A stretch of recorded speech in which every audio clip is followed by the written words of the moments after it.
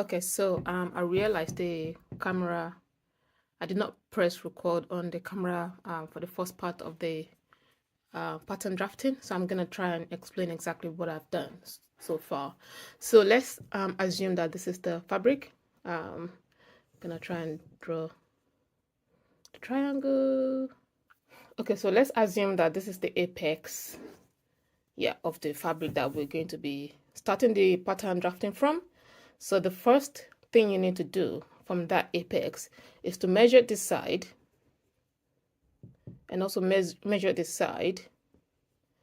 So let's say this is the center front and this is the other side. So measure this side to have equal length. So it could be 9 inches, it could be 9 inches on this side. But what we're trying to get to is to have the measurement here where we're going to start from, which is going to be the shoulder measurement. So that's going to be 7 inches. Okay, so this point here where you measure, so when you measure, you want to make sure that both sides are equal, and then you find your measurement there. So measurement here needs to be 7 inches. So once it's 7 inches, all of the measurements will take place from this measurement. So because this is the center front, on this 7 inches line, you need to find your neck width measurement. So your neck width, for example, now, so we have the neck, we have the shoulder measurement, 7 inches. And then on that shoulder measurement, you want to find your neckline width, which is going to be 3 inches here. Let's assume that's 3 inches. And then in width, and then you want to have 1 inch in depth. And then you want to just connect that in a curve. So this will be your neckline, okay? So carrying on the fabric now, so the next one is to find the armhole measurement. So I'm gonna be using 8 inches, and then you want to draw that in a curve to match that to the neckline where you have the 3 inches point. So this is what is going to give us that cold shoulder look of the style of the dress. So the next thing, so now the next thing is to find the length of the dress. So I'm going to be using 25 inches for mine, plus the 11 inches of the frill. So that will make it long enough for myself. So you need to decide how long you want your dress to be and then add whatever it is that you want to. So now the dress pattern is ready to be cut. So once we finish cutting the dress pattern, we can then start sewing the pieces together.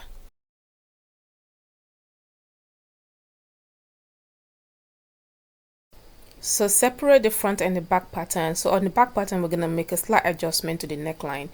Fold it into two. So on the center of the back neckline, you want to mark about 5 inches down from the neckline. We're going to be creating an opening.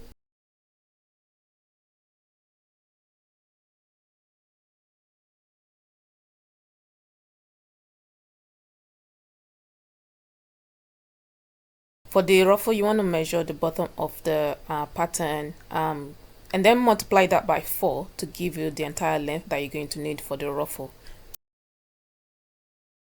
So we'll come back to the ruffle later on, but first I want to finish up the back neckline by just using a simple bias taping to finish it off, and then I'm going to sew one side of the dress together, only one side, because I want to be able to lay it flat to attach the ruffle to it. So I think it's gonna be easiest to be able to do that. So now I've got the length of my ruffles. I can't remember how long it is, but 4 times whatever it is you have for your dress. And then the width of the ruffle that I'm using is 13 inches. So on one end you need to run a running stitch across the entire length of the long strip of fabric, and then the other side you want to hem that into place.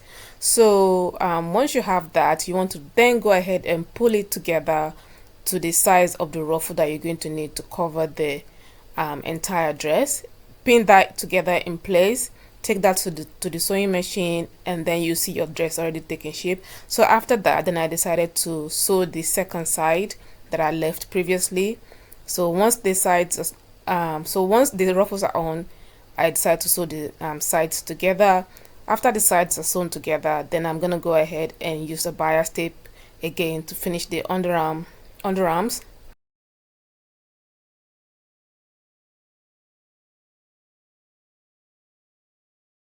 You can now pay attention to the neckline. So the neckline, the length of the strip of fabric that I'm going to be using is 60 inches and the width is about 5 inches, so which is going to end up being maybe 2.5 or even 2 inches after it's been folded and sewn together. So measure the width of the neckline, both the back and the front, add them together to know the size of the gap you need to leave for the necktie to attach the dress to the necktie. So after doing that, then you want to just go ahead and notch the center of the necktie and then use that as your guide to place the measurement on the necktie. So once you finish doing that, then you just want to go ahead and notch the center of the front neckline as well and make sure that you're matching the centers together.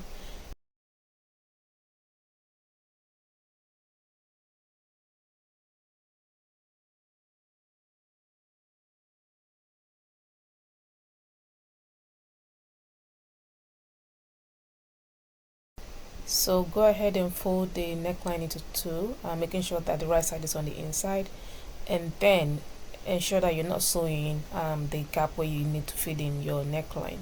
So once you finish doing that, you want to trim off any excesses and then turn the necktie inside out, and then you can start to like attach the neckline from the dress to the necktie.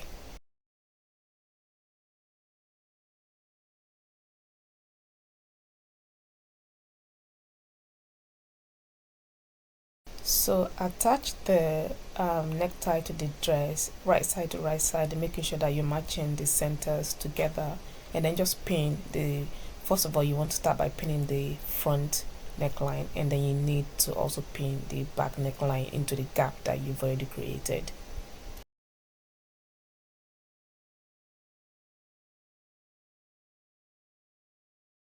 So last minute changes, instead of sewing the shoulders together, because the video showed that sewed the shoulders together here. So instead of doing that, and I left, when I tried it on, it didn't quite sit on my neck properly, so I had to undo this place and I left the gap between the two shoulders. So you need to go ahead and do that. So you need to leave about 2 inches to 3 inches gap. I think, yeah, maybe 2 inches should be sufficient. Just leave a gap between the shoulders to have that style sitting properly on your neck. So don't sew it together at the shoulders. So that's the only last minute changes that I've made.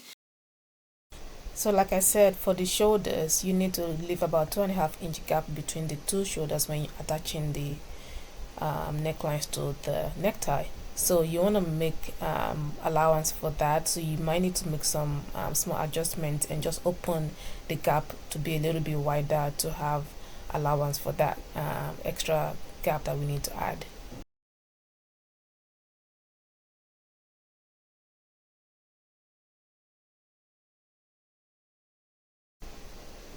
Okay, so now after the sewing of the neckline, so you want to turn the dress inside out and then fold the necktie over like so, making sure that you use the necktie to capture all the, and you make sure that you use the necktie to capture the exposed seam on the wrong side and pin that in place, and then sew the final bit of the neckline.